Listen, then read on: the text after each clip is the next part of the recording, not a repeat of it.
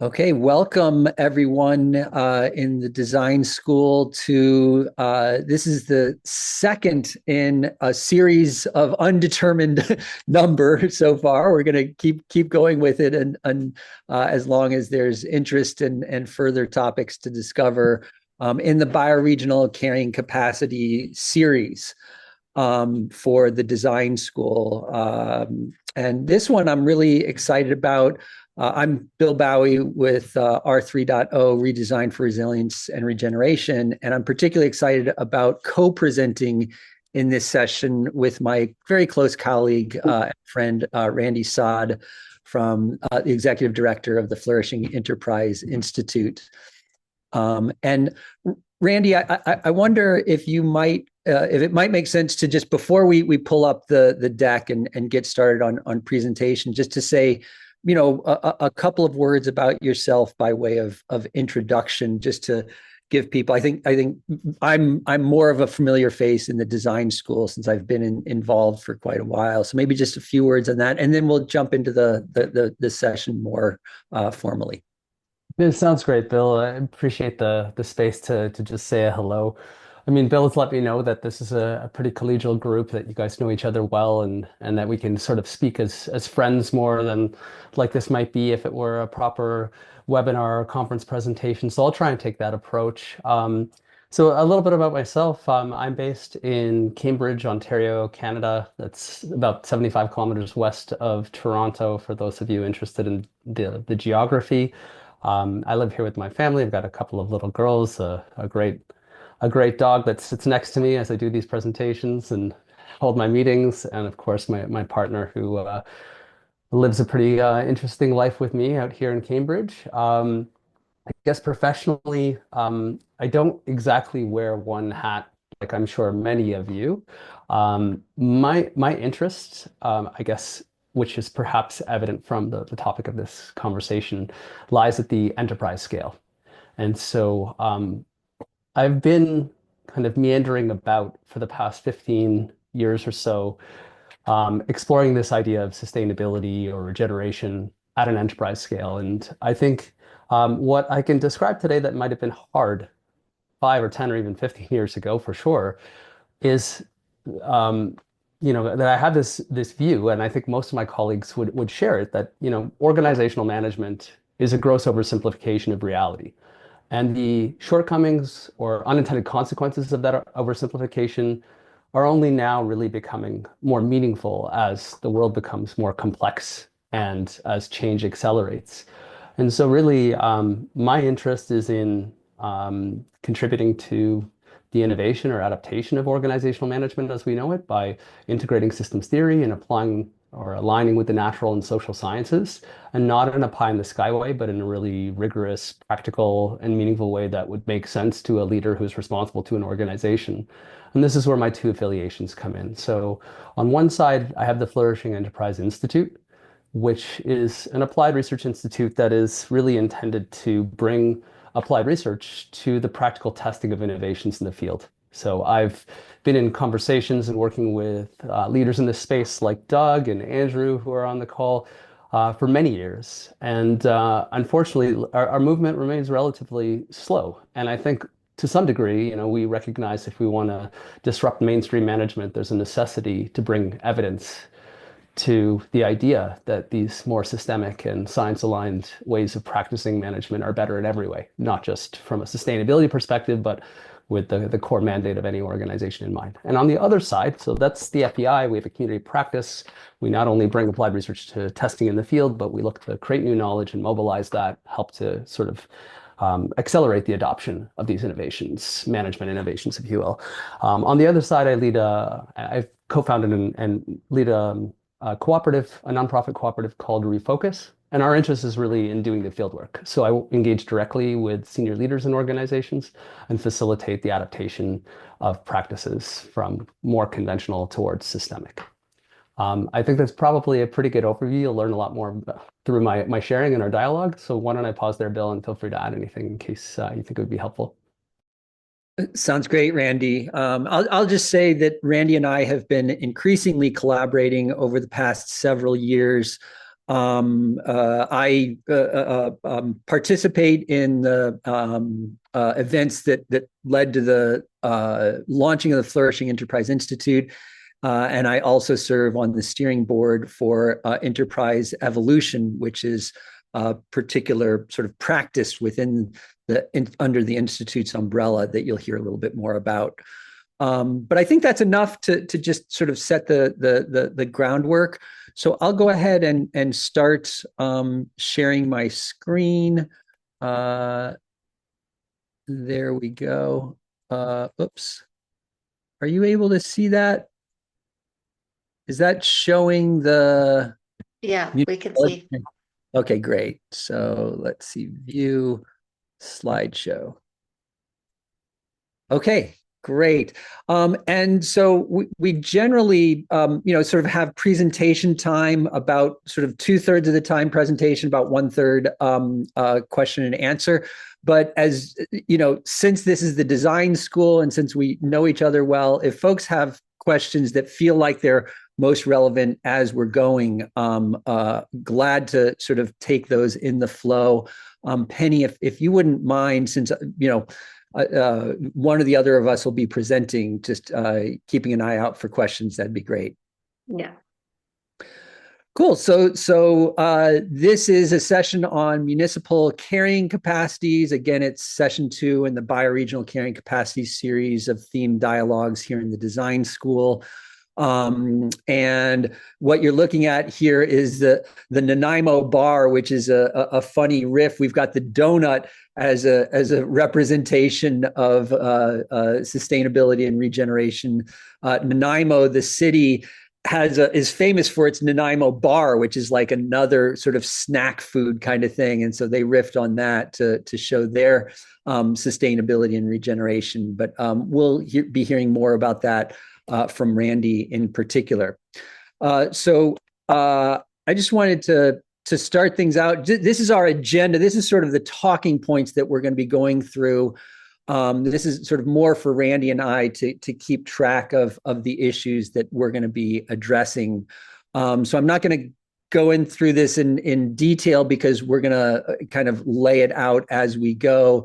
This is more for when we share the deck afterwards, that people have a sense of where we're heading. But basically, I'm going to start things out with a broader context, and then sort of into the context of context-based sustainability, and looking at carrying capacities at the municipality scale, and then hand it over to Randy to really do the more detailed presentation about applying carrying capacity assessments at the municipal scale.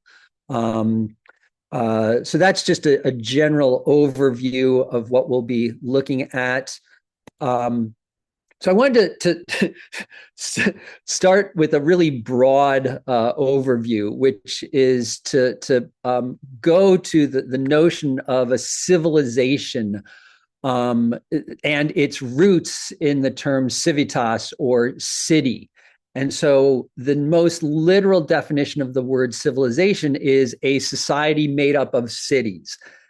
And so I think that this is an important starting place, in the sense that many of us sort of view our current context as being one of the context of a civilization or a series of civilizations that we live within.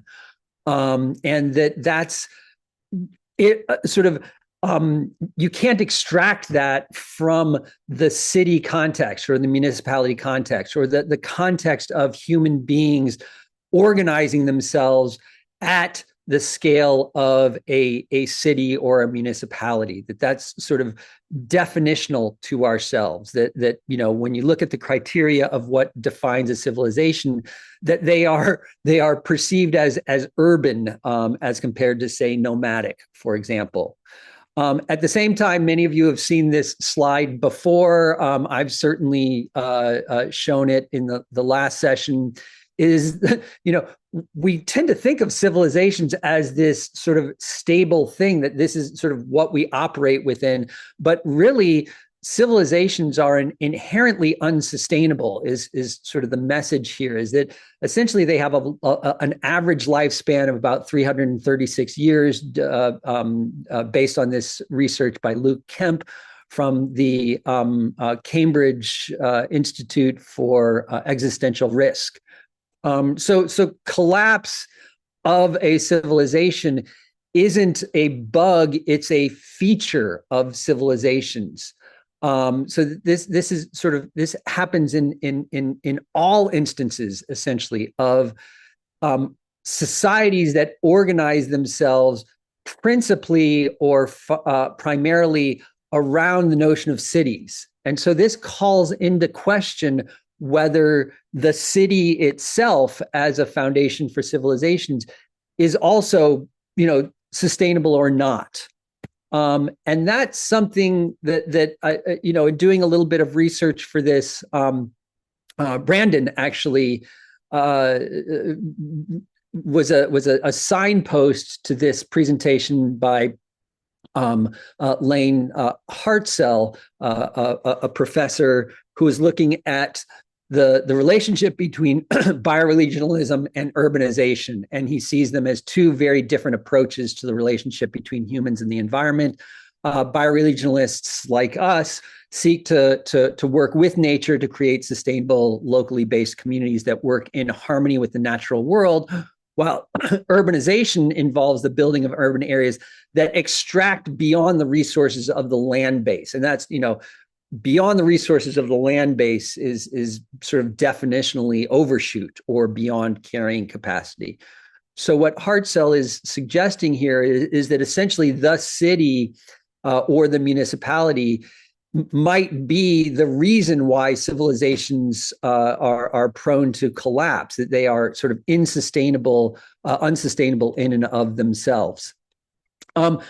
Brandon actually, I think, helpfully kind of problematizes that articulation, and he says he wonders whether these are actually separate, and that maybe the rewilding of cities is an important challenge for bioregionalism, and that we need to think not just in terms of rural utopia, but rather in finding ways to live in place rather than removed from it, and that would include in place in the kinds of cities that we have nowadays. And so that suggests if we're to avoid the kinds of, or maybe not avoid, if we're to navigate the kinds of collapses that we see both happening already and deepening on the horizon, that we need to reimagine how it is that we organize our relationship with the municipality or the city context.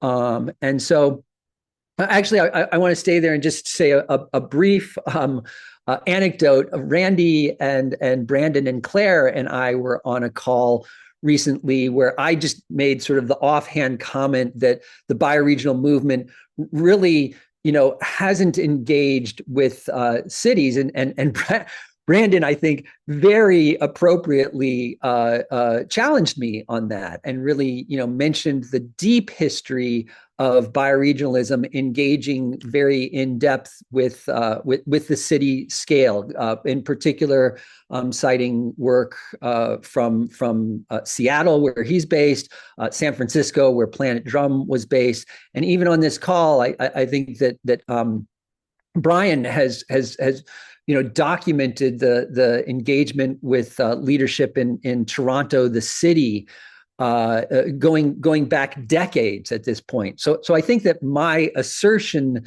that the bioregional movement, isn't really engaging sort of robustly with the city scale was inaccurate.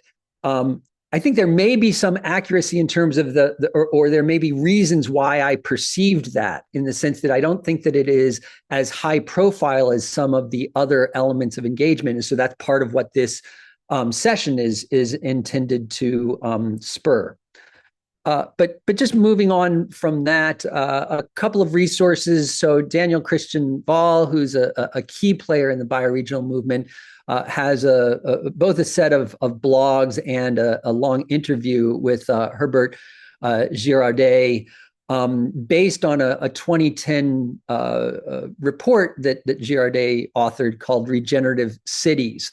And I think from that, what is being sort of articulated here is the idea of shifting from the model of cities right now, which he calls a petropolis, or a metropolis that is based on petroleum inputs, if you will.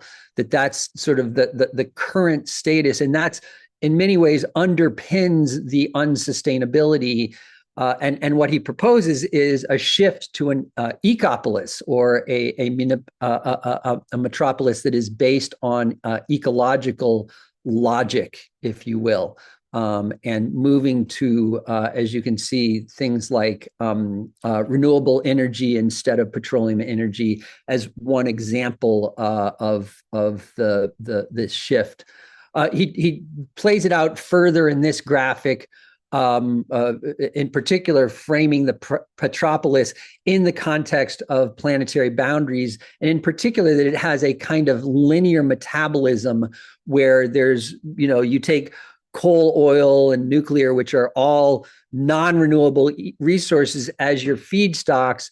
You feed them through the metabolism of the city, and you come out with these wastes that are not regenerative, if you will. And so he's proposing, at least in simplistic terms, that we shift to a different model of a circular metabolism, where we're using renewables and we're minimizing that pollution and using organic wastes in a circular way, such that the wastes are the feedstock instead of being something that turns into pollution. So this is really just at a simplistic scale. What I'm only trying to propose here is that there is thinking out there in terms of how do we transform the model of a city or a municipality into one that is compatible with sustainability, that is compatible with long-term continuation.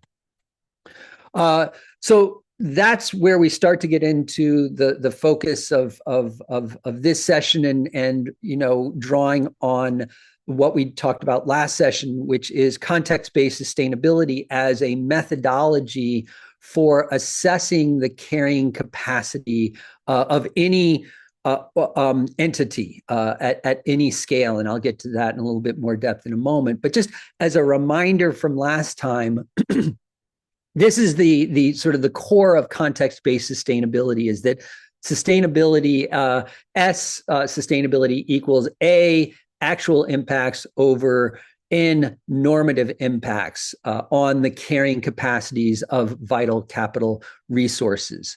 And so what this is a quotient, is actual impacts is what's actually happening in the world. Normative impacts are what those impacts would need to be in order to be sustainable. So it's the denominator, if you will, that is the arbiter of sustainability.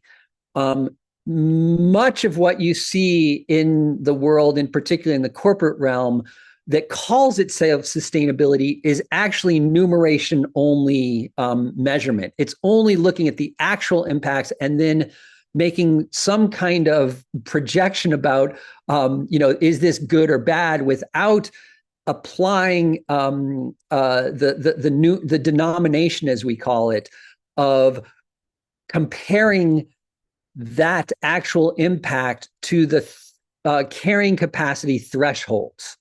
And so just to make this a little bit more specific here, we use the idea of a carbon footprint. So a carbon footprint is just the actual amount of greenhouse gases that have been emitted. That's sort of where the term, even though the term footprint sort of it first emerged as the ecological footprint that had the threshold baked into it, it got greenwashed and co-opted almost immediately. So a carbon footprint, a water footprint, a waste footprint are now all numerator only measurements.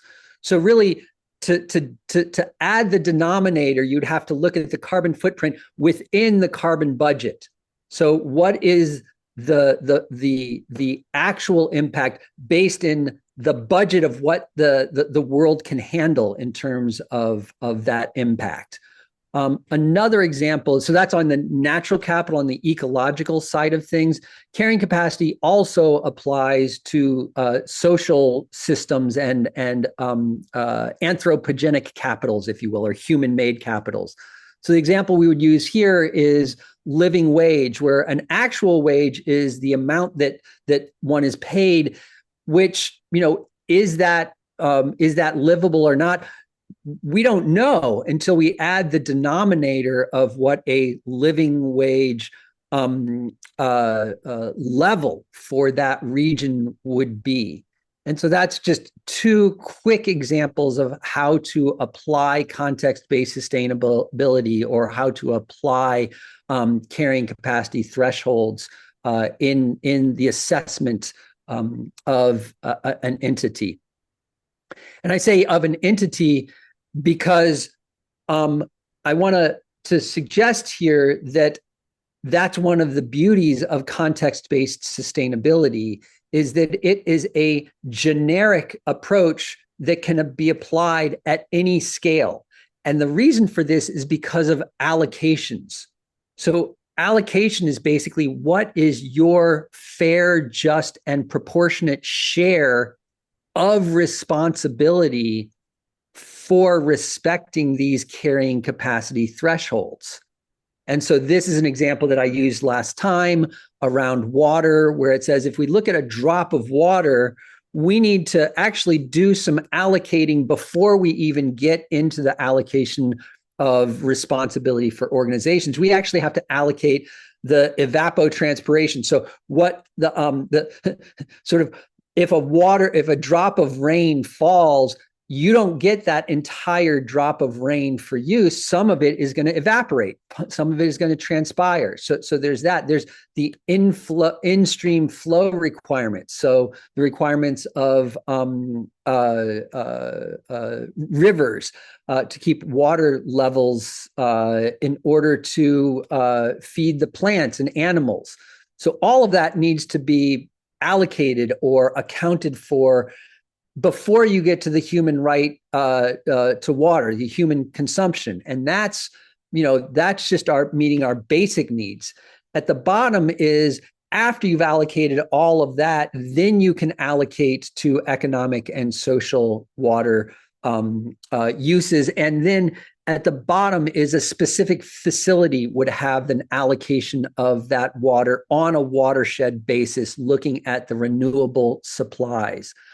So the point here is that you can allocate to a specific entity level, and that entity can be at multiple different scales. And that's what I want to get to in the next slide, is that for the purposes of this conversation, what we're primarily looking at is the city and the bioregional scales. Those are two nested scales here that are relevant to our work. A city is nested within a bioregion. The key point I'm wanting to make here is that context-based sustainability is agnostic as a measurement methodology in terms of what scale it's applied at. Because of this allocation mechanism, it can be allocated to the city scale, it can be allocated to the bioregional scale, it can be allocated to a lower scale like a company scale, or a higher scale like a state or a country scale, using the exact same methodology. So you don't have to use different methodologies in order to be able to do this, what's called scale linking. And here again, we're drawing on the great work of Daniel, both in terms of this graphic, but also the notion of scale linking is something that Daniel has written about. If you haven't read his essay on scale linking, I strongly recommend that. So the point that I'm really trying to make here is that context-based sustainability gives us a ready-made tool for the bioregional context, precisely because the bioregional context is one that encompasses both the bioregion and the next scale lower than that, the municipality. And so what I'm suggesting, what Randy and I are suggesting here is that essentially measuring sustainability or measuring respect for carrying capacities thresholds is necessary to do in order to have bioregional regeneration.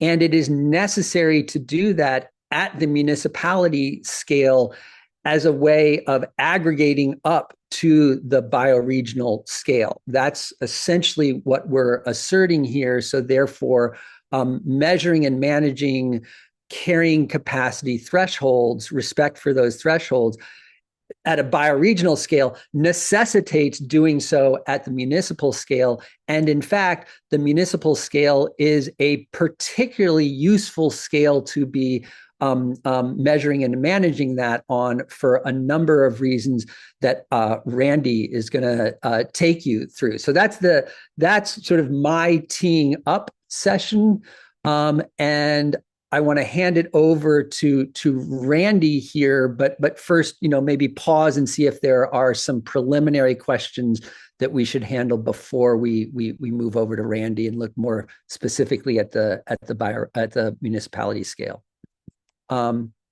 Penny or Randy, have you been monitoring the sidebar and able to just see if there's any questions that we need to take right now?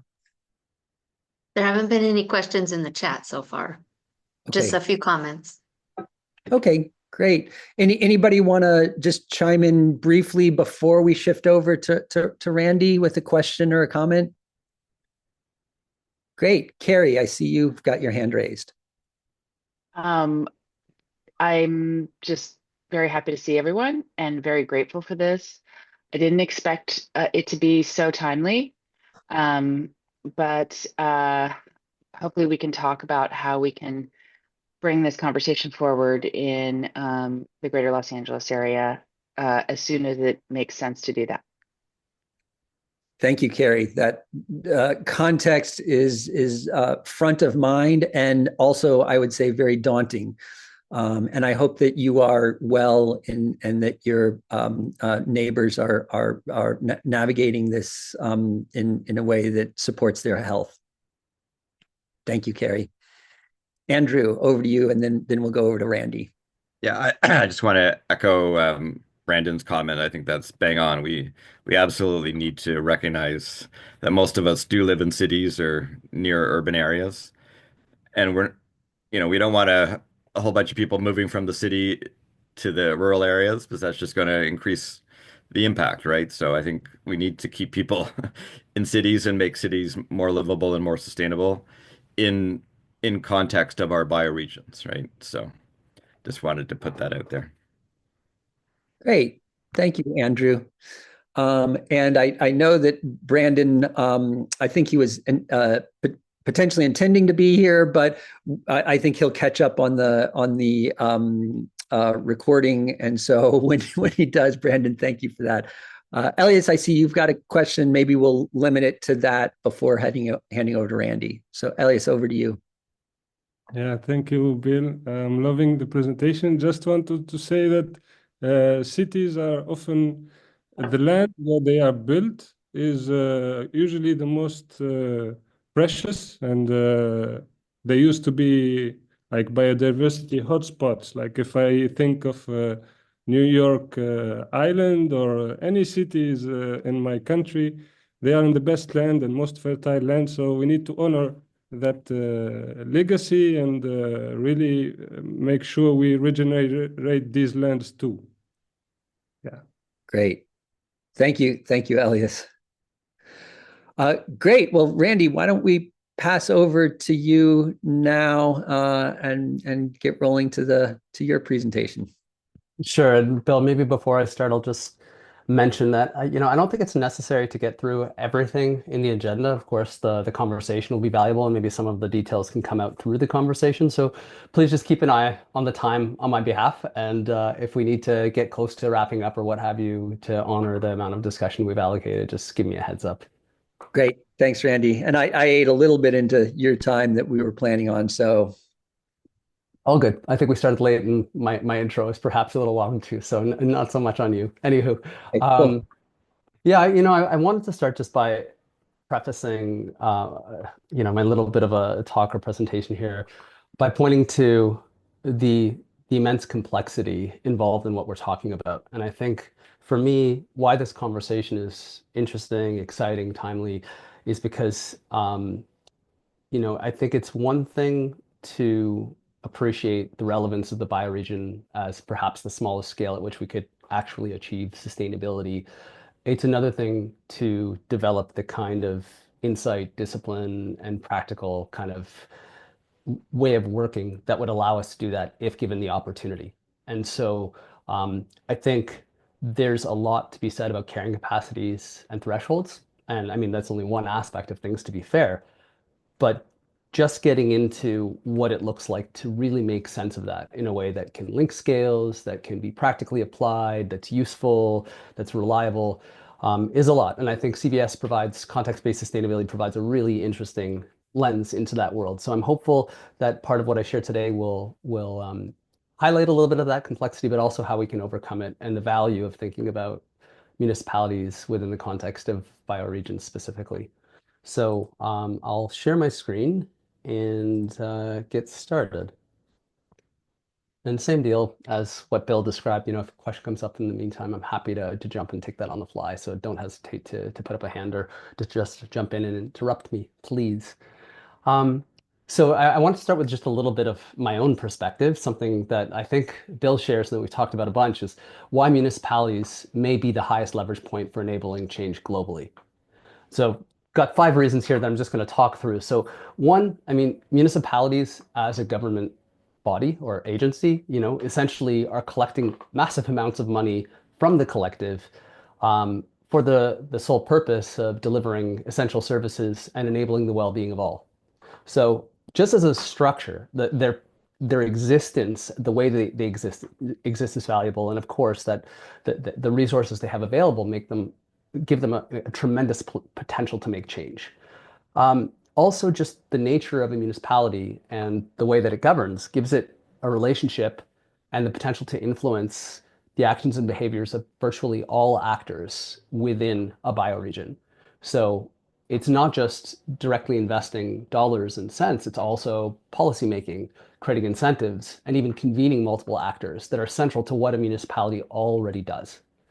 Um, Municipalities, unlike national or provincial or state level governments, function, from my perspective, at the ideal scale for engaging with complex challenges because we know the issues and the opportunities vary so greatly from one place to another. And this is obviously very central to our understanding of a bioregion, which is that we need to understand things at a more localized scale in order to really engage with sustainability as it exists. Also, I think it's important to note that municipalities, unlike businesses, for example, win by sharing successful practices, being copied by others, and then being recognized as, the organization that created best practice or that led the way. So it's not about intellectual property or competitive advantages. It's really about being copied. So municipalities want to share what they're doing, meaning that we can scale change quickly in this sector by virtue of the relationships they hold to best practice.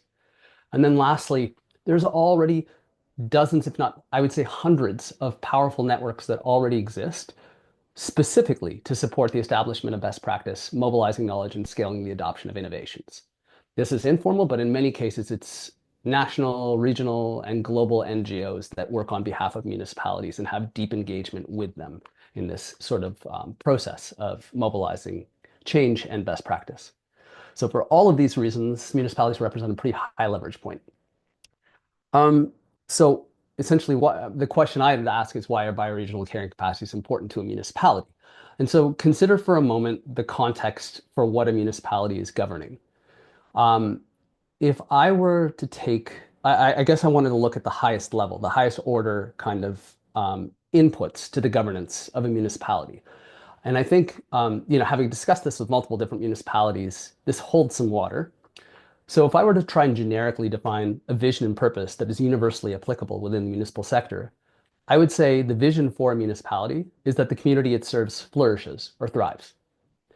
And the purpose of the municipality, the government body itself, is to enable the well-being of that community. Obviously, they're not in control of the well-being of the entire community, but their purpose is to enable that vision, to enable that community to thrive in the best way that it can, given the levers that it holds, which we mentioned on the previous slide. So from this perspective, authentically fulfilling on a municipality's purpose requires understanding how well the community is doing. If we don't have a real science-based, equity-informed, tangible, credible understanding of the community's well-being, how can we optimize for it? How can we do the best that we can with our limited resources to enable it to thrive? You can't. And so largely, municipalities flail about. They look at issues, they're responsive to the voices of whoever speaks up and what lands on their doorstep, and they have good ideas from a planning perspective, but we know the insights that we have from a planning perspective historically are short-sighted and not really systemic in nature. They don't think on long time horizons, et cetera. And so there's a lack of authenticity in the design of municipal governance at baseline. The question is, how can we get municipalities to see this inauthenticity? The good news is, once they see the inauthenticity, it can't be unseen. And I think that's where the power lies. So I want to share just a quick example. We spent most of 3 years working with the city of Kitchener, which is a mid-sized city, pretty innovative in the same sort of area where I'm based, just west of the city of Toronto in southern Ontario. We went through the process of developing a new 20-year vision with them and orchestrating a 2-year-long strategic planning process. And I just want to highlight a little bit of kind of what unfolded that points to this case. So we went through this exercise of creating a new vision. And without getting into too much detail, essentially, this organization, we were working with a number of leaders from across the organization, some more progressive and really open-minded, others totally the opposite of the spectrum, and a whole bunch in between. So it's not like we had a perfect hand dealt to us with a municipality that was just ready to take this work on. It was a very real and potentially typical situation. And essentially, going down the pathway that we led them, they came to realize essentially these truths that I just mentioned about the nature of a vision and purpose and the authenticity, the inauthenticity, and how they were functioning. And I think what really came into play was their own perception that over time, they would typically strategically plan by coming up with a whole bunch of community level goals with input and consultation from the public, and then go about pacifying those high level community goals by adopting a bunch of actions that make some incremental progress in terms of trying to achieve them without any meaningful, real, authentic, credible, accurate understanding of their performance against those goals from a science perspective, science-based, ethics-based perspective, and without really knowing the impacts of the actions that they're committing to taking. So largely the whole process of strategic planning, not only was it overlapping many other planning processes, but it was also essentially a pacification of these really complex high-level community goals. So lacking some authenticity. And, through 2 years of convening and engagement and facilitation capability development, they came to realize, or they came to their own conclusions. And some of what ended up happening was the city itself decided strategic planning was no longer going to be a process of developing 4 years of actions. It was going to be about essentially establishing the strategic priorities of the organization in line with its vision, and as a means for then providing a lens for how other plans get developed with this sort of strategic level set of priorities that really connect the organization to its purpose and its vision. Lots to unpack, and I'm happy to share more information on the case study, but I hope that's just a helpful little view into this world of authentic sustainability as it would exist in a municipal setting. This is just a little bit of the scaffolding here where they kind of came up with their vision being around the place's health and their big community-wide goals and how they were going to essentially adopt actions that contribute to these goal areas.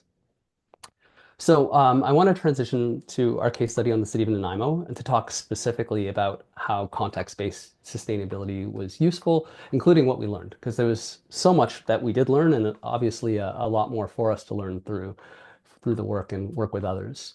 So it was in 2020, I believe, that the city of Nanaimo embarked on a community planning process. They were developing a new 20-year community plan. A couple of city councilors got wind of the donut economics model and were really captivated by it, believed that this was kind of the future for the city. They needed to align with the sciences and essentially navigate towards thresholds or carrying capacities, if you will. And so they adopted the donut. They went through about a year and a half of public engagement and trying their best to rigorously apply the donut. As I think Bill pointed to, our perception is that the guidance available is somewhat limiting or limited in nature and doesn't really provide the kind of practical discipline and the necessary questions and approaches that are imperative to effectively making sense of thresholds at any scale. And so they struggled. They mostly came to the conclusion that they couldn't figure things out, fortunately, because many other cities just kind of continue thinking they've applied thresholds, but really they've only done so in principle and continue to progress in incremental terms. So if we can get into the details for a moment, I want to share what unfolded. So first of all, I want to just highlight, our view is that context-based sustainability is a practical management accounting oriented innovation. So at a time when Nanaimo is struggling to make sense of thresholds, we were able to give them an innovation and an approach that asked some of the right questions and helped them to navigate the complexity involved in making sense of thresholds for their unique context and at a local scale. And so I guess I'll highlight 5 specific ways that context-based sustainability was helpful in overcoming some of the complexity that we bumped up against. So firstly, the impacts that a city has or that happen in a city and the material of those impacts can vary greatly across scales. Second, the results of our performance assessments need to integrate and link, as Bill mentioned, across scales. Thresholds themselves can be exceedingly difficult to identify and measure. Developing effective indicators and metrics is not simple in the least, and equity really needs to be embedded in the whole approach. So I want to unpack these 5 points by pointing to specific examples that come from our work with Nanaimo. So on this slide, what you'll see is the indicators that Nanaimo came up with in the end. I think there was maybe 2 or 3 that came from the original list of 27 they had come up with based on DEAL's or Donut Economics Action Lab's guidance. About 3 remained, and all the rest were new. And the ones that did remain were largely reformed or changed because they didn't actually align with thresholds. And our perspective, which we'll talk about a little later, is that that's just a natural outcome of the inadequacy of the guidance to really navigate or help one navigate and overcome the complexity involved. What I want to highlight here is, without getting into too much detail, this is just a quick snapshot, is just that if you look at what is material, what's important to measure at a global scale, and what ends up coming up at a local scale, they look quite a bit different. And it shouldn't be surprising that that's the case. Feel free to take a quick pause and look at some of the notes. All I can say is that, what's most important when we think about the entire planet versus a specific place with its own culture, its own norms, its own expectations and conditions can be quite different. And so our measures of sustainability performance need to be different as well. Yeah, and Randy, on that count, I think this is actually a good moment to pause and hear the question from Ralph. Ralph, does it make sense? Are you able to just go off mute and voice that, or shall I just read it?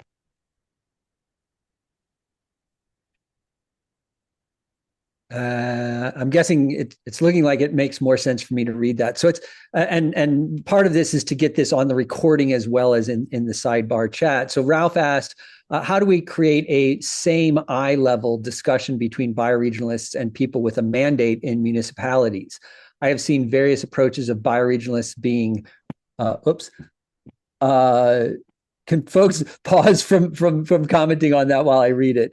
I have seen various approaches of bioregionalists being brushed off by being told, who are you? What's your mandate?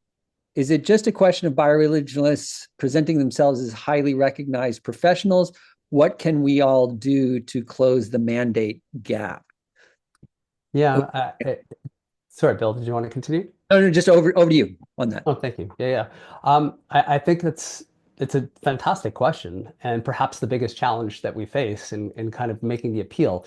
And if I may, I will speak specifically to how we make the appeal to municipalities and the difference in the narrative and what it might look like to get a municipality to be excited about navigating this pathway in a little bit, if that's okay. If we could hold that question, make sure we come back to it, I'm happy to address it after.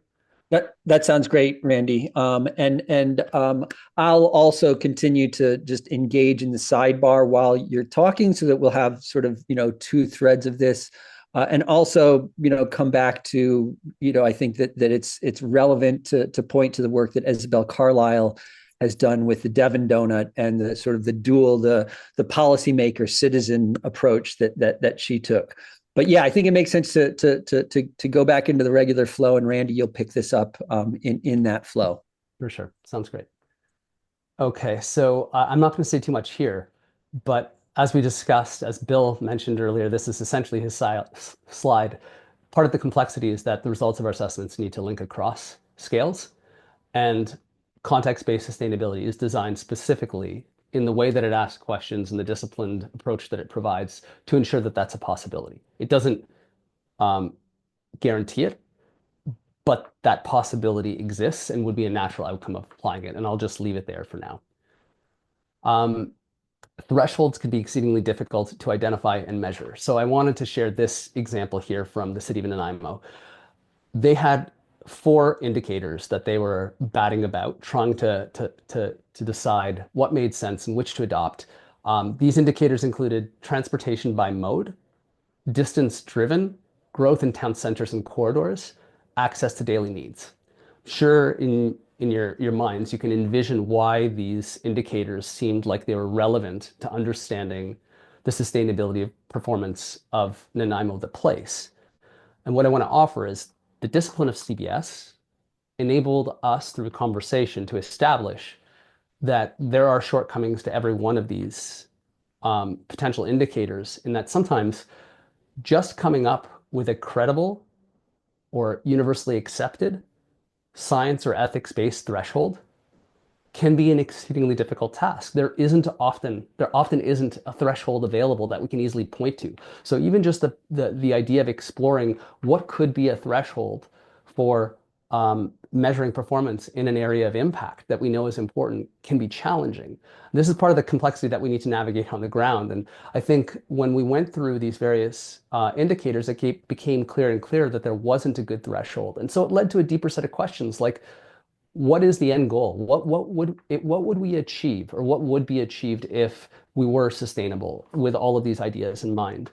And in the end, and this is through dialogue, conversation, really meaningful conversation about mandate, purpose, functioning that involved stakeholders across the organization, and ultimately should have involved many other stakeholders, but didn't because of the way the process unfolded and the fact that we were correcting work that had to essentially be undone. We came up with this idea of access to basic daily needs via active transportation. So what was identified is that through GIS data, the city had the capability to look at every single person's address, and there is sort of a universally accepted idea of what basic daily needs are. So it's like access to grocery, school, doctor. I forget all of the details, but there's a short list of what would be considered basic daily needs. And the objective became like, okay, let's build a city where essentially every single person has access to basic daily needs via active transportation. And there's also a norm or an accepted universal measure that says, access via active transportation would mean that it's within a distance of under 800 meters, something like this. I think that's what it was.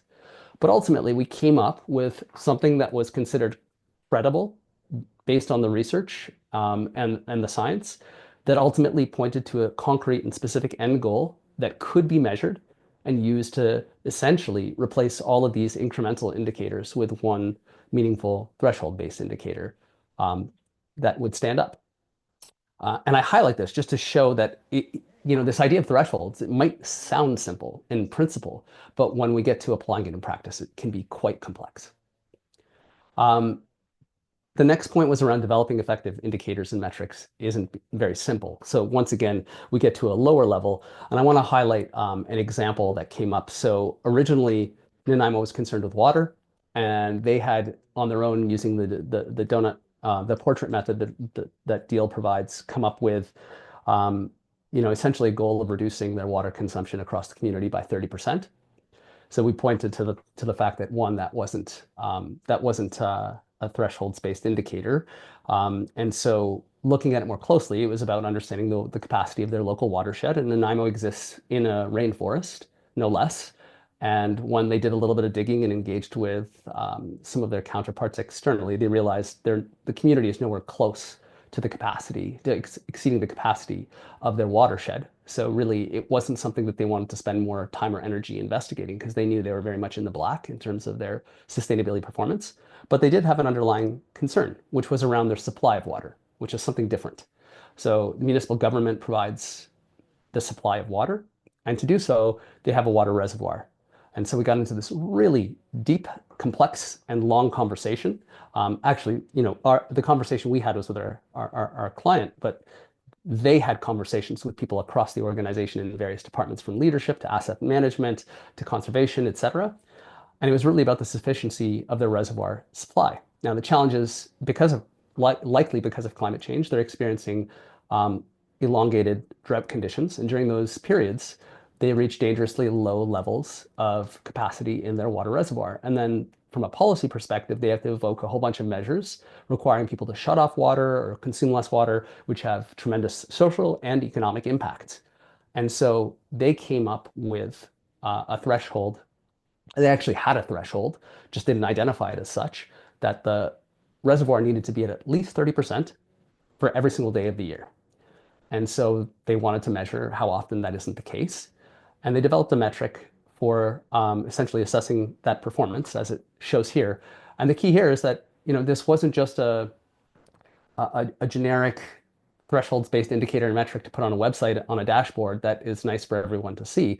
It was very much designed for their own internal management and decision making, and was designed in such a way that it appeased all of the different stakeholders across the organization who needed to rely on the data that was going to be outputted as the most useful or meaningful measure of the performance of their reservoir. And of course, this would inform conversations about asset management and the potential that they may need to replace, expand, or change their infrastructure in order to meet the needs of the community.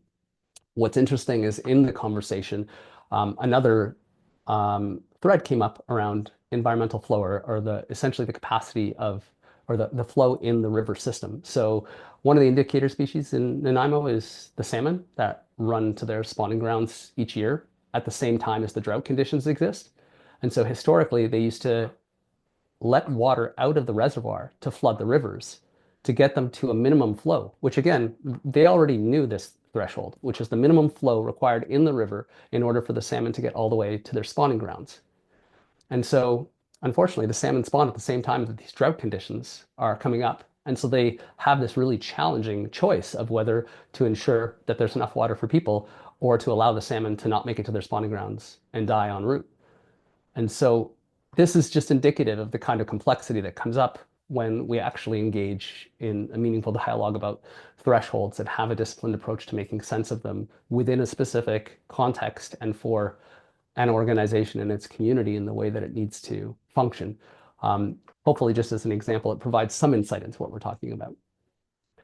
The last point was that equity needs to be embedded into the approach. And I think one of the things that I've observed is that equity is often like a consideration that's represented by a couple of indicators, or maybe we can come up with a couple of thresholds. And the difference in this case is the way that context-based sustainability is applied is such that equity is meaningfully considered and embedded into how every single threshold is designed and created. There's a duty and obligation to involve stakeholders that are impacted positively or negatively. And for a threshold and an allocation to really be credible, it needs to be supported by those stakeholders. So there's a boiled in necessity to have conversation. Now, of course, that's not what Nanaimo did in their first go round. And there's no context-based sustainability police that come around and tell you that, you haven't adequately done that. But essentially, it highlights why that's necessary and ultimately provides an approach to navigating those conversations. And if context-based sustainability is done the way that it's designed, there would be a necessity to be transparent about how conclusions were drawn around allocations and thresholds. And so if that equity-informed approach wasn't utilized, then it would just take away from the credibility of the outputs and leave them questionable, which I think is kind of what's necessary, is that we understand the context in terms of what someone is reporting to the public, or even internally for that matter. So overall, just to summarize, context-based sustainability is designed to be context-specific and localized. It's stakeholder-centric and equity-informed. Of course, it's thresholds-based. It's holistic and integrated in that it ties to management accounting practice. It is applicable to entities any scale and designed for integration and accountability, but it does have some limitations, and I want to touch on those really quickly. So I think the challenge is that measuring sustainability performance against thresholds alone isn't enough. So, what becomes evident from the city's work or our work with the city is that thresholds don't provide the whole picture. And so while they're important, they're one lens. And I think it's essential to recognize that we need a variety of different measures in combination to have adequate perspective to really make informed decisions and understand how we're doing overall. So it's not that thresholds are the end all. They're just a necessary and critical lens, let's say at 30,000 feet. Second, it's really important that we adapt governance and strategic management practices to realize the benefits of assessing performance against thresholds. This is to say, if an organization or a community or a bioregion aligns with thresholds and how they measure performance, but doesn't change the way that we plan for the future or how we govern the relationships across and beyond the entities that are part of the bioregion or related to the municipality, we won't actually get the benefits of the performance assessment. And this was the big criticism, or the kind of the last detail in terms of the city of Nanaimo, where they transformed their performance management practices by aligning with thresholds, but they're still planning in a conventional manner, and they still hold relationships with the rest of the bioregion in a conventional manner.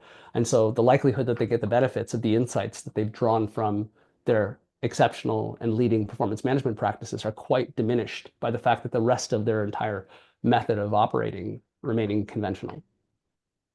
And ultimately, in order to get the benefit of those changed practices across the organization, we need to shift the mindsets of leaders so that they understand the system differently and help them to build the capabilities they need to lead these practices effectively and authentically. This essentially brings me to the answer to Ralph's question. So, I mean, I can pause here, Bill, or just continue. Up to you. I think actually engaging with Ralph's question is perfect. And then there's another question from Corey that I think is quasi-related. So Corey says, can you say more about how you bake equity into the process? So just hold that. If you're able to integrate that into this response as well, great. If not, we can tackle that one sequentially. Sounds great. And I hope we're at about the 2/3 mark right now. So this is a good. This is on schedule for opening up to more dialogic approach. Perfect. Yeah, I'll maybe start with the technical, just because we're still on the topic of CBS. So I don't want to say too much more about what Bill has maybe shared, but quickly, in the simplest way, the way equity shows up in context-based sustainability is through this concept of duties and obligations. So firstly, in assessing materiality, the question the entity measuring sustainability performance begins with is, what impacts, positive or negative, do we have on stakeholders? And the idea is, regardless whether you're supplying something that people depend on or having an impact on a shared resource, positive or negative impact, as soon as you have a positive or negative impact on other stakeholders, a duty or obligation is created. And so by virtue of that duty or obligation being created, the idea of establishing what the necessary threshold, or in cases where it's applicable, the necessary allocation for one organization should be determined in conversation with those other stakeholders. So as an example, if we take a really simple one like a watershed, and say, the watershed is bounded based on the extent of the watershed, there may be 7 different municipalities functioning within the confines of that watershed, and each has a population that's dependent on that watershed. So the question isn't, what do I as one organization believe is my fair share of that watershed? It's really a question of what is an agreeable method for establishing everyone's fair share within the confines of that watershed. And that's something that would need to be negotiated, and not necessarily limited to a conversation with the municipalities alone. There may be any number of stakeholders who should be involved and given power or the opportunity to comment and shape the outcome that's generated. And so by virtue of some of these methodological kind of guideposts or elements that are prescribed in the context-based sustainability method, it leads us to more equitable outcomes, ones that are inclusive, that are considerate, that are fair, just, and proportionate. I hope that helps, and feel free to add a follow-up question in the chat if necessary. So this is a little bit about kind of our view on how to make this sort of conversation appeal within the municipal sector. Of course, municipalities have their own mandate. They can be very conventionally minded. We've done our own writing and publishing on the history of kind of management practice, the paradigm of thinking, et cetera, in the municipal sector. And it's not pretty, but we see it evolving, and we've developed our own narrative for appealing to municipalities such that the bioregion and the idea of thresholds becomes of interest and importance. So historically, municipalities have a business model, have an organizational model of operating designed for optimizing service delivery. Municipalities deliver a bunch of key services to the community, and that's been the focal point where, essentially residents are treated like customers and the organization much like a service-based business. What we see emerging is municipalities almost organically evolving their purpose. And we see them embracing this idea of community well-being and being concerned with how they can enable it to happen. And this continues to happen more so as complexity increases and the nature of the issues are much more locally oriented than they are, such that a higher level government could reasonably comment or solve problems or react to what's happening on the ground. And so from our perspective, it's really about bridging this gap. How do we help municipalities to authentically tackle their purpose, given that the design of their organization, the solutions, the tools, the practices that they rely on aren't designed for the enablement, or at least not for optimizing the enablement of community well-being. So we use the iceberg model here to talk a little bit about sort of our theory of change, or how we see things unfolding.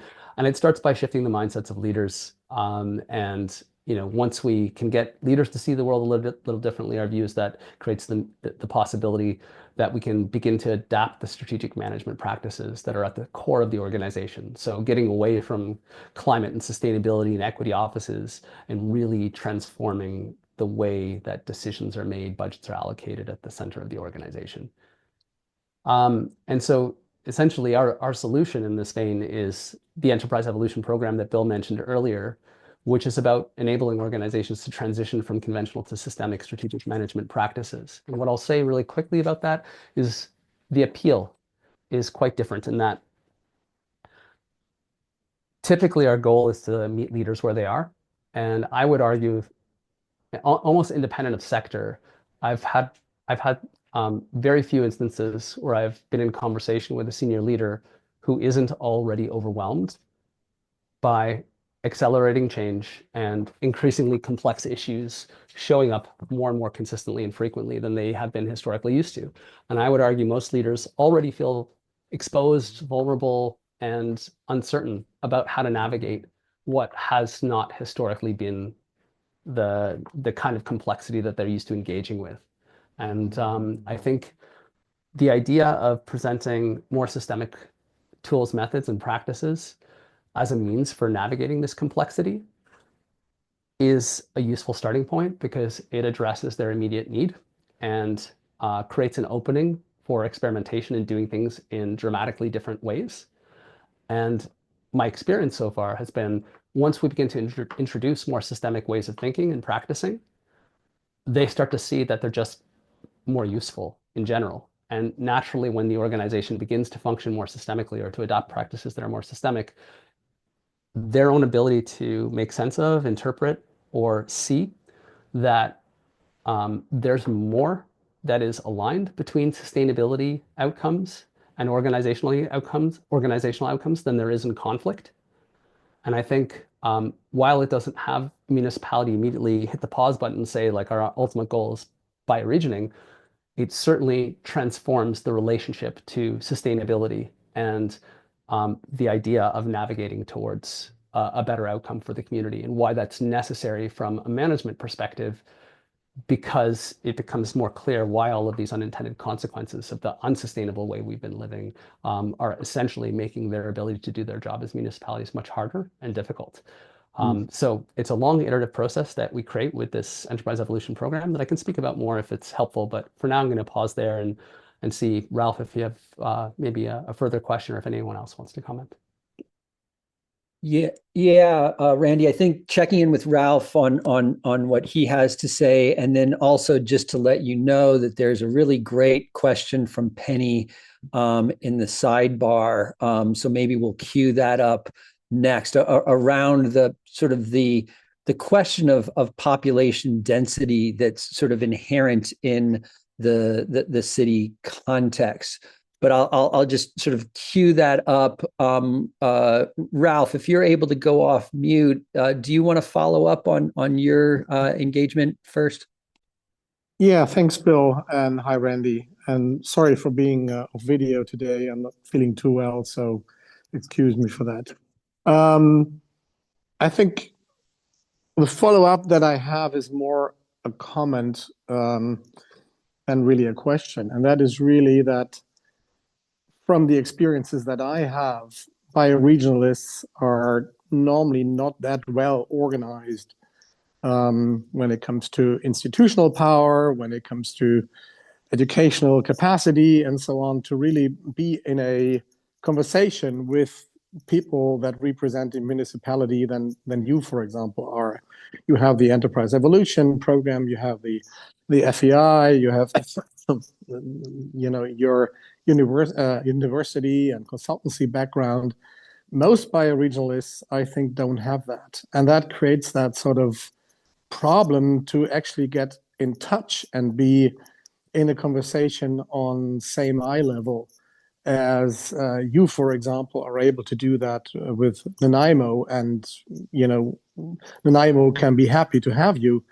But I think it creates a bigger area of necessary education for bioregionalists in how to address and how to get in touch with people that they approach that only look at you because you have a mandate. And I've seen that it's one of the things here in Europe that I have seen very often, that people who don't come with a title, people who don't come with an institutional background, and people who don't come with solutions are often very easily brushed off by people that have that mandate.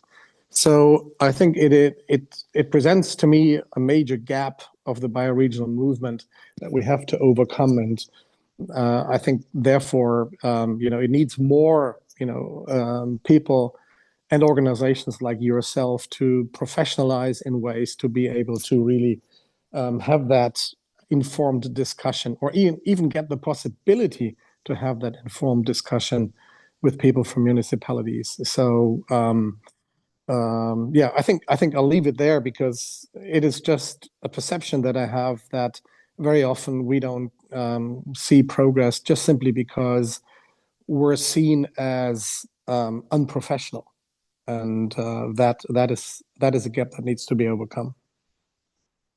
Yeah.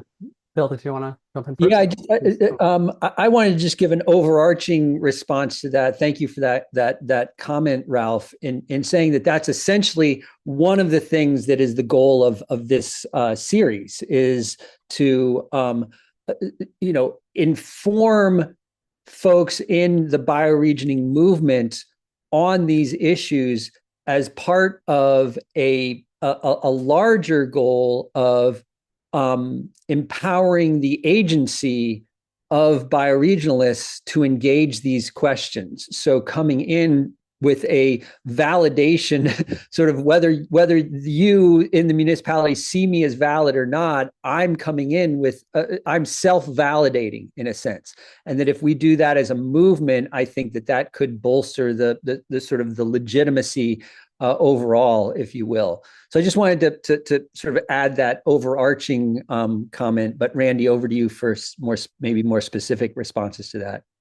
No, I mean, I appreciate the sentiment so much, Ralph. I agree fully. And it's exactly as Bill said, why we were excited about this session. I mean, from our perspective, being more enterprise and management focused, the bioregion is critical because ultimately, if we're looking to help a municipality navigate towards sustainability, I mean, the logical scale to be concerned with is the bioregional scale. And so linking these two scales and our relative movements or our distinct movements, I think is essential.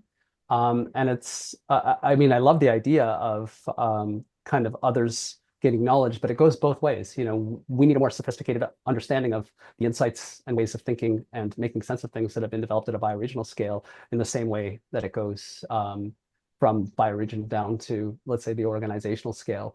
But yeah, I think the necessity is there. And part of the reason I started with the slide, just highlighting the potential of the municipality as a leverage point, is to essentially emphasize the importance of overcoming that barrier that you're describing, because ultimately, you know, if we could get an organization or a group of organizations on board in municipalities across a bioregion that have hundreds of millions, if not billions of dollars to invest, the capacity and the mandate to manage all infrastructure, to develop policy that affects essentially every single stakeholder out there, regardless if it's business, industry, or individuals, et cetera. I mean, there's so much potential to accelerate the work.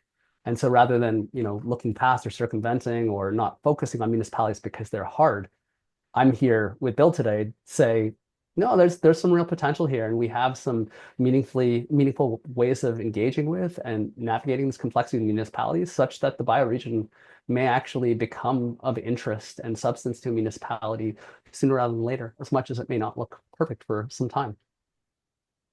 Yeah, and I think things are moving in that direction that we're sort of seeing already on the ground, where I think the voice and the issue of bioregionalism is rising on the radar screen of municipalities. I wanted to use this as a bridge over to Penny's question. And Claire, I see that you've got a hand up, so it might make sense to Penny. If you're able to go off mute and just voice your question, and then Claire, we'll see if it makes sense to voice your question as well and sort of get both of them out there for engagement.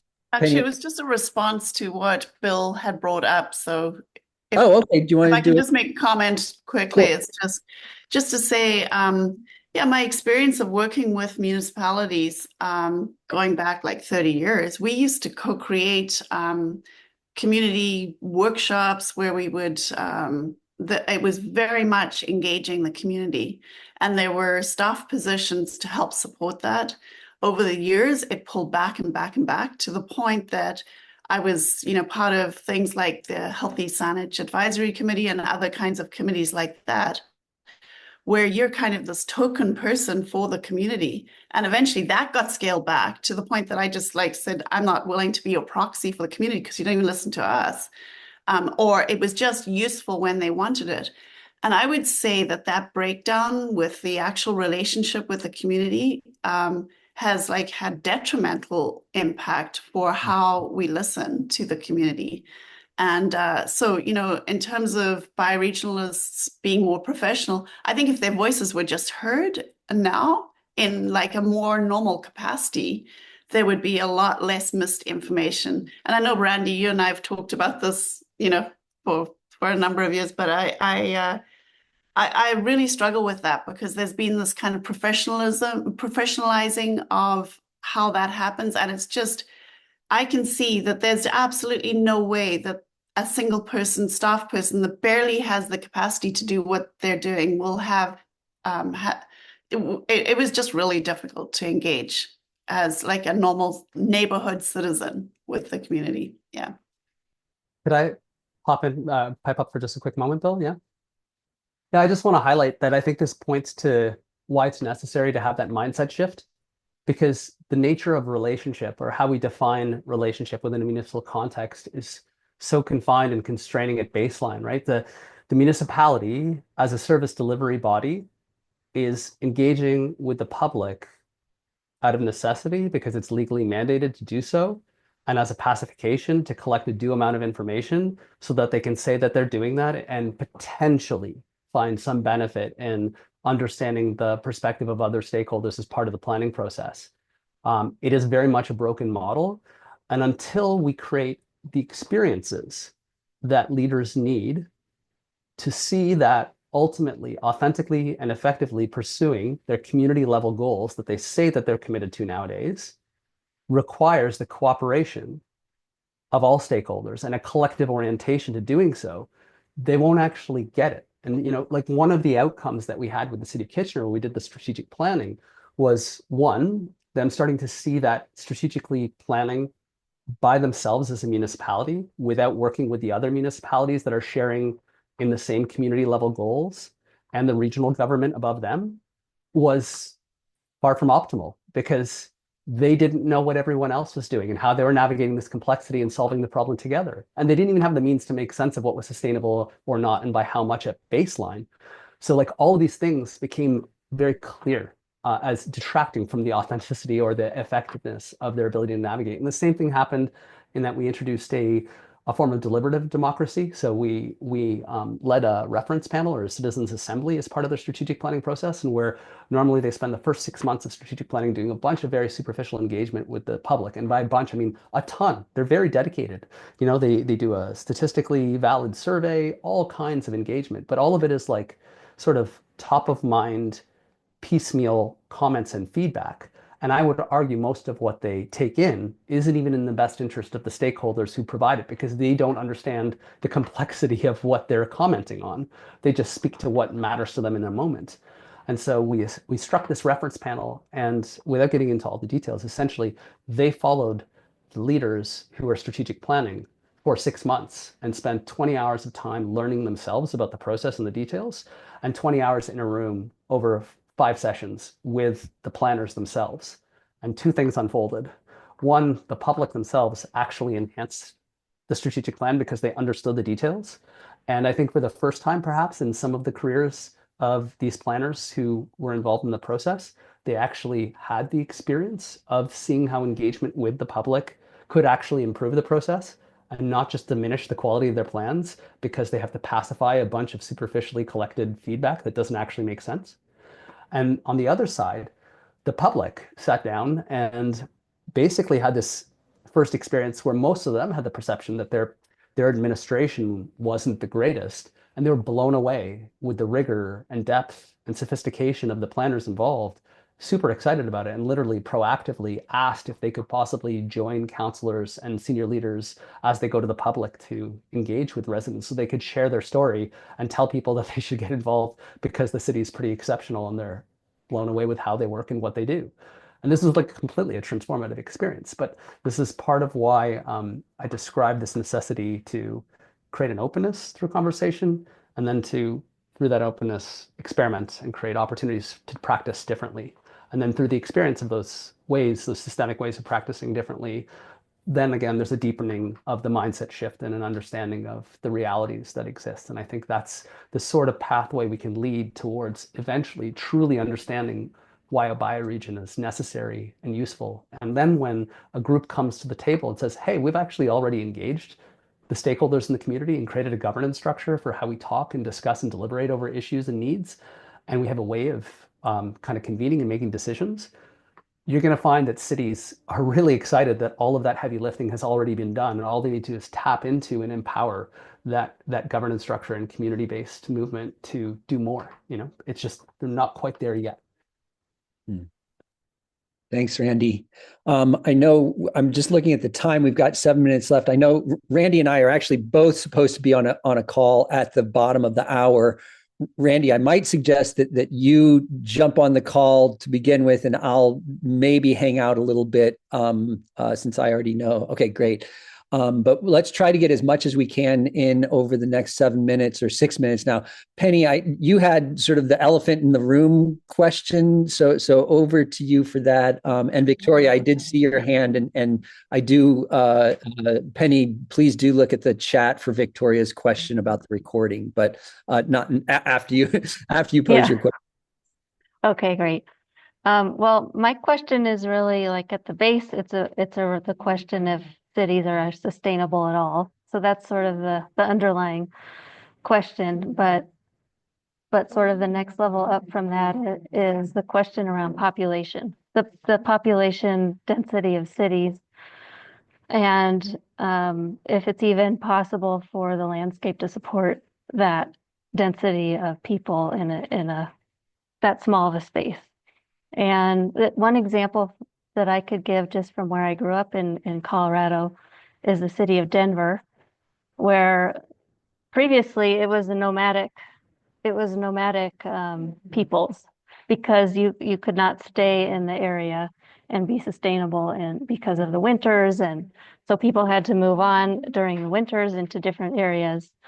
And so that question of population, I feel like, is just the question itself brings forward the complexity of the question itself. It's like, well, what does that mean when the landscape is continually degrading, as it gets harder and harder for the landscape to support us? And then if we ask that question, then we might ask the question we might start to shift our focus to regeneration. But if we don't ask that question, we might just be doing like tech solutions and trying to be sustainable within whatever. So I feel like that question for cities, but for the planet as well, population is really important. Great. Thanks for that question, which I think is sort of, as I said in the sidebar, sort of underneath all of this. Randy, I'll give you first pass at that. I've got some thoughts, but over to you for your thoughts. I mean, I guess I'll point to the fact that this is beyond my expertise. And I guess when it comes to determinations of what is sustainable or regenerative and how we draw lines, that's where we need to look to the sciences. And I think from my experience, every single threshold we adopt in an organizational context or at a community scale is in itself a research and development project, right? So whether it's around water consumption or GHGs or something socially oriented, my experience with a NIMO would suggest that essentially you need an ongoing research and development project associated with every single threshold that is informed by science, probably housed and carried by one or more academic institutions, and ultimately informed based on the latest learning. And I think the questions you pose are brilliant and well placed and absolutely should be addressed. I don't know what the best expertise in the world suggests, and I'm not sure how we might draw on what we learn in practice as we make change to enhance or further that expertise. But I think that is the kind of capability, cooperation, and discipline that's necessary to do this authentically and well. Yeah, and I'll chime in just by saying, on a personal front, so my one of my daughters lives in New York City, and at one point, said, "Oh, I'm thinking of moving out of the city," and I like jumped on that conversation and tried to not do it so eagerly that I sort of exposed what my underlying agenda was. But the point, and actually, she's not my only daughter who lives in a city, but just that's where the conversation came up. And just myself, I have trouble imagining the ultimate sustainability of cities, given the degree to which they are predicated on complex supply chains for provisioning them. And the complexity of those supply chains require very specific and I would say delicate or fragile, to use that term, systems. And so I believe personally that cities, the sort of the hypothesis that cities in and of themselves are not sustainable is one that I think I know my own personal answer to that. But in terms of engaging broadly and publicly, I appreciate Brandon's point of like, well, to what degree can we work with systems as they exist now in the process of transforming them? I think that undergirds a lot of the work that many folks in the sustainability, regeneration, transformation spaces grapple with. And I think that so specific to this conversation, the question of assessing a carrying capacity, part of the theory of change behind it is that if you identify where we're operating outside of carrying capacity, that points towards the need to change the systems that are doing that overshoot or undershoot. That, as Randy pointed out, I think that's actually where the complexity really enters. So in some ways, we're behind the eight ball in terms of being able to have the systems in place to measure the carrying capacity measurements. And that's not even to say, once we've discovered what those actual measurements are, how we then change, or to use Victoria's term, transform the systems that we're operating within. So I know that that's only the most superficial of answers, but I guess this is by way of saying that carrying capacity assessment is the tip of the spear, if you will, towards that question. I see we're at the bottom of the hour. Randy, I'm going to give you the opportunity to just say a few words before bowing out, and then I'll continue on a little bit. Yeah, thanks so much, Bill. I've given myself a couple minutes of grace by just sending a note to our counterpart. But yeah, I thought I'd just very quickly speak to our project, which I think some of you may be interested in knowing about. So we're in the process of conducting a study funded by the Social Sciences and Research Council of Canada. And here are the details. There's opportunity to get involved, participate if you're interested in it. So essentially, we're doing a deep dive study on what transpired at the City of Nanaimo. And the great thing is Nanaimo essentially adopted the donut and used their guidance for 1.5 years in the absence of context-based sustainability. So we have a really compelling before and after picture of what happens when we have an adequately sophisticated management level innovation to deploy. And then we're also interviewing hopefully something around a dozen or so other municipalities that have either adopted the donut or the SDGs, i.e. aligned with a thresholds-based view of the world, and in the absence of an enterprise scale or community scale solution for practically applying that. And so the idea is to do a bit of a compare contrast to highlight some of the shortcomings in adopting, or let's say what doesn't work about adopting thresholds in principle and not really having the means to navigate the complexity involved, and hopefully to really highlight and increase the profile of context-based sustainability as a potential solution for others to leverage. So if you're aware of cities that have adopted the SDGs or the donut, have a personal connection to them, and think they may value participating in the study, that would be great. This is not just us kind of engaging with cities to extract information. Our goal is to build a relationship with them, to teach them about context-based sustainability, and to discuss the possibility for collaboration, et cetera. So it's certainly designed to be mutually beneficial. And of course, if the research is of interest, Bill, maybe you can speak a little bit to our community of inquiry and practice and other ways that people can get involved. I'll pause there, and I just wanted to share a really sincere and heartfelt thank you. I'm so appreciative of the work that this network does. I mean, I follow everything that's happening quite closely for what it's worth, and I'm really excited that this bridge and an opportunity to engage has finally come along. My sense is there's lots more to discuss. I mean, from our end, there's so much depth we can go into in terms of examples and case studies, and as well, in terms of talking about some of the opportunities that have come up in the chat, what have you. I think the potential for collaborating and leveraging the best of what we've both been independently focused on is tremendous. So yeah, thank you so much for making this space for Bill and I to chat today, for inviting me in, and for engaging so deeply. It's been such a beautifully engaging and motivating, inspiring conversation for me. Many thanks. Thanks, Randy, and say hi to Annabelle. I'll join shortly. Sounds great. Take care, everybody. Thanks. Thanks, Randy. Great.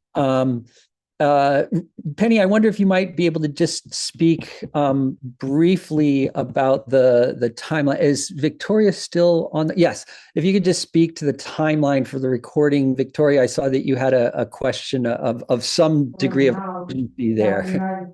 Yeah, well, most likely I can get Victoria just the recording itself, but Great. I'll probably not post, with the summary and all of that until tomorrow, Bill, so that we can coordinate on that. But Victoria, I can get you the YouTube link, so at least you have that today. Yeah. Great. And Victoria, it sounded like you're going to be engaging folks in Rochester. So I just posted the link to the research project that we've got that's engaging with cities, but also glad to engage directly with you. Did you want to say a word or two about the engagement that you're doing with Rochester? Well, we have two computers in the same room. Okay. Well, we are committed, Jonathan Cloud and I, to creating a bioregional learning center here in Rochester. And it is happening, actually. I don't know if we were the source of it, but there are some really great community leaders that are taking it on, while we have to do some work in New Jersey. That's essential as well. But this particular person who's being interviewed for a job is willing and happy to listen to this, because I texted her. And her job is is about overall outcomes and cumulative impact of sustainability. It's a sustainability organization that loves the donut model. So, there may be opportunities for research in this organization. And this is a great place for equity issues. God, it's one of the most segregated communities in the country. So it is going to happen here. And I'm absolutely thrilled that even without us asking for it, somebody else is taking the lead on this, who's a great leader. So no, there's nothing else I wanted to say other than there are people who understand transformation in a way. And Randy said that he's been, trained also in landmark education. But to find people who really understand the nuance of how to do it quickly would be really helpful. I don't know how to do that, but I know people who might know. I want to see if they can help. Thank you, Victoria. I'll just say briefly. You're on mute, I think. Will? Am I? Hello? It's not. Can you hear me? Okay, great. So Victoria, thank you. I'll just say very briefly that I also have engaged the transformation sciences and sort of follow that work, although I'm by no means an expert in that realm, but I am conversant with that research and application. But very cool to hear of a bioregional learning center emerging in Rochester. and an institute or some such, they're addressing sustainability measurement. I'd be glad to be put in touch with them. There's this strain of context-based sustainability I and others regard as the most rigorous approach to sustainability. And we have sort of an ongoing critique of many applications of sustainability measurement that actually we believe don't actually measure sustainability. They measure incremental progress in the general direction of sustainability, but they're not, without reference to thresholds, you can't really make any kind of informed decision or measurement of sustainability. And the last thing I'll say is that Randy and I are in deep, sort of productive conversations with the Donut Economics Action Lab, and based on some critiques that we have of the way that the Donut Economics Action Lab is enacting their work. And so I can say more about that, but I'll just, in the future, but I'll just say for right now, we're in good background conversation with them about that. So we very much embrace the donut approach and just have some quibbles on the implementation side of things. Carrie, I see you've got your hand up, and then I probably will need to sign off just to respect this this colleague of ours who Randy's speaking with. But Carrie, over to you. Carrie Norton, that is. And I'm not hearing you. Same thing happened to me where no, still not hearing you. Huh. Maybe we revert to engagement in the Mighty Networks context then, Carrie. Great. I'm going to leave it at this. I want to thank everyone for participating in this. These dialogues are really, as Randy noted when he watched it, the degree of depth of engagement of this particular community, the design school community, is very striking. So thanks to both Penny, you, and Joe for cultivating this community, and for all of us for participating in this community. It's a very I find sort of sophisticated and heart-filled community to address these kinds of issues. Thanks to you, Penny, also for doing the summary posting of this. I'm glad to support you in that. So just reach out as you need to over the days. And we will be getting back to you. I will be getting back to you with more information about this series. I haven't 100% decided where to go next. So if folks have input that could steer things, but I'm thinking right now of engaging with Avit Bomik and Anders Bjorn, who are two of the scientists that we have on board for some of this research. Avit, his work was shown in the Powers of 10 graphic. So that's just provisional thinking about where we take this next. But it seems like a monthly cadence for this is working well. So thanks, everyone. Have a great rest of your day. Thanks, Bill. Thanks, everybody. Thank you. Thanks, everyone. Take care.